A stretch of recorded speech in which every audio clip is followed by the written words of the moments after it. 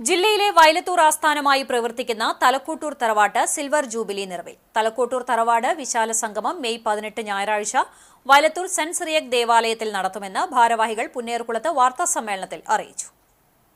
ഞായറാഴ്ച വയലത്തൂർ സെന്റ് സിറിയക് ദേവാലയത്തിൽ 3 മണിക്ക് വിശുദ്ധ കുർബാനയോടെ ആരംഭിക്കുന്ന ചടങ്ങുകൾക്ക് തറവാട്ടിലെ മുതിർന്ന അംഗങ്ങളായ Jacob Thalakottur, TP. Abraham, Katrina Antony എന്നിവർ ചേർന്ന് ഭദ്രദീപം കൊളുത്തും.